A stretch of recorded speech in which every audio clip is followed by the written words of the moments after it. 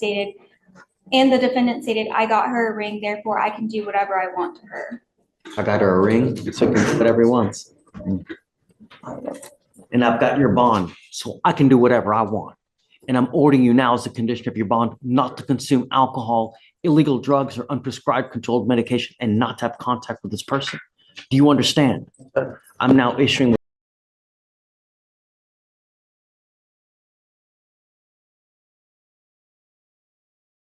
Welcome to today's courtroom drama, and buckle up, because this one is packed with shocking twists. We've got multiple defendants, ranging from violent assault cases to drug possession and probation violations. Each of them faces real consequences that could completely change their lives. And the stakes couldn't be higher. In this session, you'll see a judge balancing tough love with firm legal authority, defendants trying to defend the indefensible, and even family members stepping in. But here's the kicker. Just when you think you've heard it all, one defendant drops a line so outrageous it leaves the entire room stunned. Stay with us, because you don't want to miss how this all unfolds. Charge of assault of a family member. You're facing up to a year in jail and or a $4,000 fine. We're going to do probable cause. You have the right to remain silent. Anything you say can or will be used against you. You have the right to have an attorney present if you cannot afford one. One will be appointed to you, sir. On July 7th, 2024, witness 1 stated that he observed the defendant arguing and then striking the complaining witness with a closed fist to her head. The complaining witness is the girlfriend of 5 years. The complaining witness fell to the ground and then the defendant hit her in the face. Right here, the court lays out a disturbing allegation. A girlfriend of 5 years, a long-term relationship, but instead of trust and respect, it turns violent. Witnesses describe the defendant striking her multiple times, even as she tried to get away. Think about the courage it takes for witnesses to step in, and the sheer recklessness of threatening security guards. And here's a legal point. In domestic violence cases, even if the victim later refuses to cooperate, the bruises, the witnesses, and the police reports can all keep the case alive. That's exactly what's happening here. Again, witness 2 tried to intervene, telling the complaining witness to run, and then running into the Kroger asking for security. Once security was outside, the defendant threatened security to ignore what was going on and to mind their business. Witness 1 called the police, and the complaining witness walked away from the scene. The defendant struck the complaining witness again with a closed fist to the head as she was walking off. The complaining witness stated the defendant was intoxicated and did not want the defendant to go to jail. The complaining witness admitted to the defendant striking her. However, she retracted her statement once the situation was likely leaning towards the defendant being in jail. The complaining witness does not want to pursue charges and refused to cooperate in regard to her injuries. Law enforcement officers observed bruising on her right cheek and neck area of her head. The complaining witness advised she would remain in contact with the defendant and the defendant stated, I got her a ring, therefore I can do whatever I want to her. I got her a ring, so he can do whatever he wants. Did you catch that?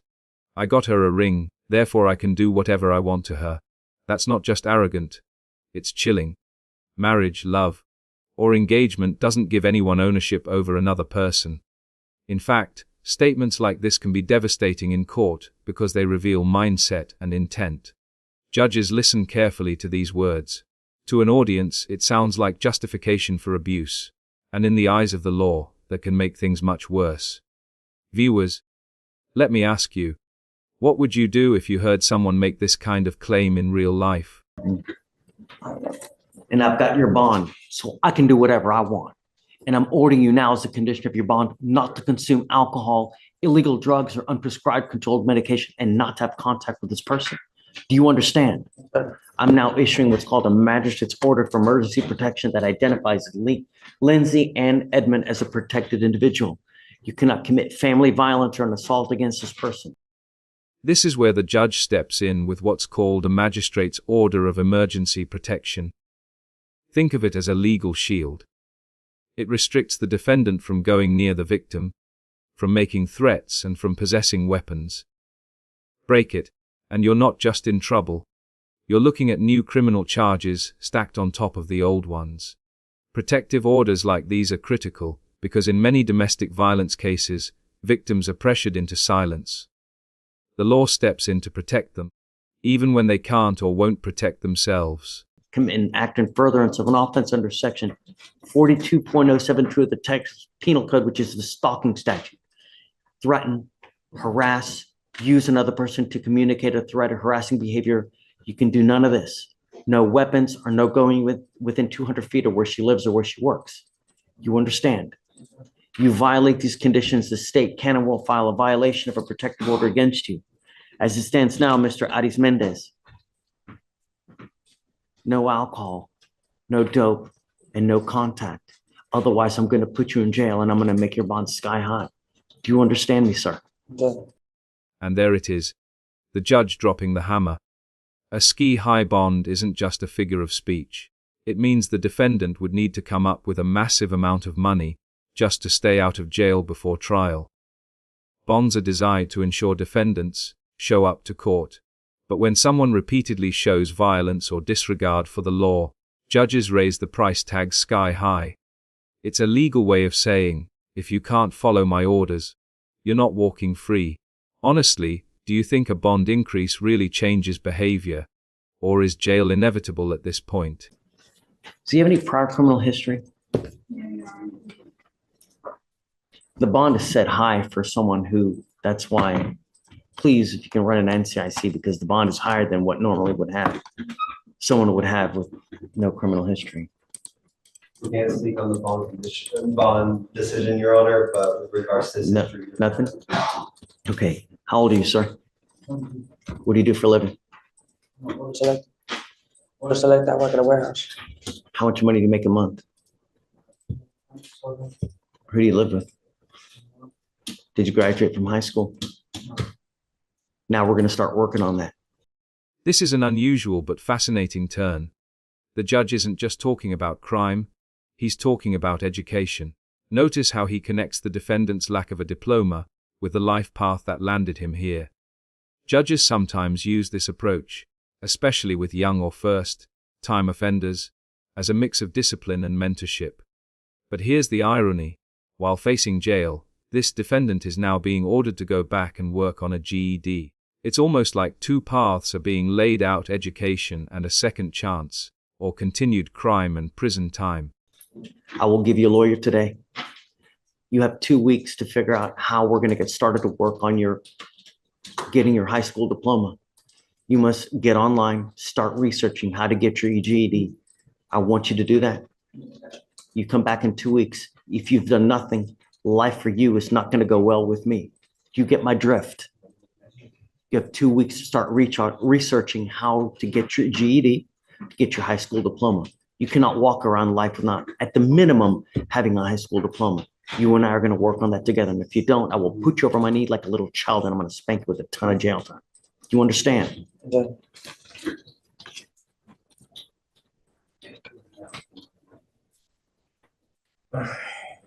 So if you have any, let me ask you this. Do you have a computer? You don't have a computer. Okay. How do you access the internet? So you have a cell phone. Okay. Use your cell phone. And within 2 weeks, I want to see what you've done to register and look for classes. If you have any issues, I'm going to give you a lawyer today. And we have services that can help you if you need to get your high school diploma. We are going to do this one way or the other. It can either go the easy way or it can go the hard way. Do you understand? Okay. I already have an application on file. So for now, I'm going to have you go to Victoria. We're going to have you sign a reset. After that, you'll get what trace for your bond conditions. No more dope, no more alcohol. Do you understand me? Okay. Come on. Just so you know, Your Honor, he's 18. His mom is here in the courtroom. Do you want her up here? Yeah. I have an attorney, but I don't know where they are. Yeah. They're always running late. Don't worry. I know them well. Oh, right.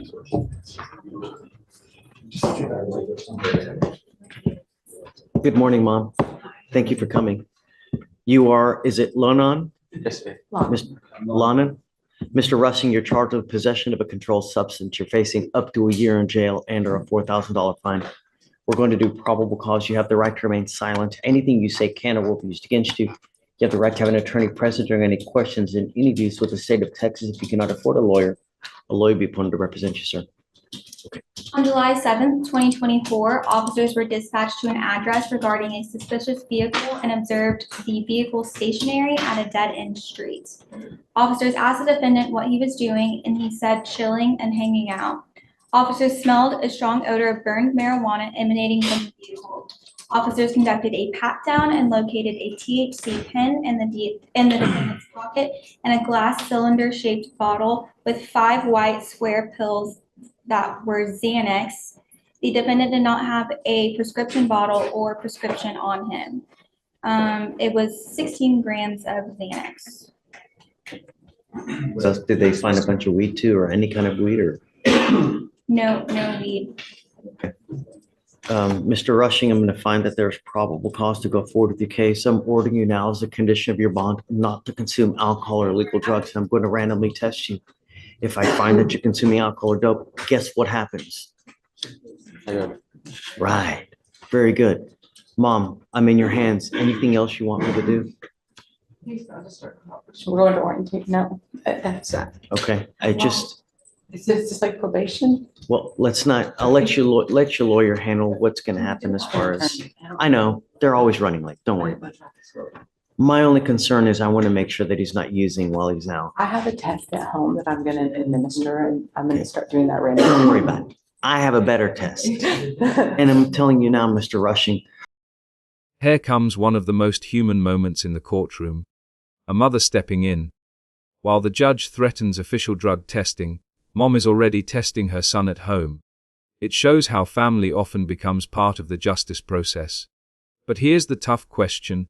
Should responsibility for keeping someone sober really fall on the parent? Or should the system take over? Courts love to see family support, but at the end of the day, it's the defendant who has to make the choice. What do you think? Is this tough love from the judge enough? Or is it just delaying the inevitable? 31 days from today, I'm going to test you for weed. If you test positive, that tells me that you've continued to smoke, and I will put you in jail. As far as the pills are concerned, I'm going to randomly test you with that on an even faster basis. If you're using, likewise, you will go to jail. You will not get any more PR bonds. Perhaps it's a little jail that may cure him. You know, the problem is that you're now only 18. You're building your future. The more criminal cases you put on your background or on your record, the more difficult you just make it to get a job. And am I boring you, Mr. Rush? Yes. Look at your mom. Ouch. The judge just caught him zoning out. Courtroom etiquette matters, and looking bored while a judge is literally deciding your future. Not a good move. Defendants are constantly being evaluated, not just by their words but by their body language. Looking dismissive, annoyed, or careless can send the wrong message. And judges don't forget it. It's not just about respect. It's about showing the court you're taking things seriously. So let me throw this question to you. If you were on trial, could you sit stone, face the whole time, or would your emotions betray you? Think it's easy on her? I'm listening to you, sir. Like, absolutely. Did you graduate from high school? Yes.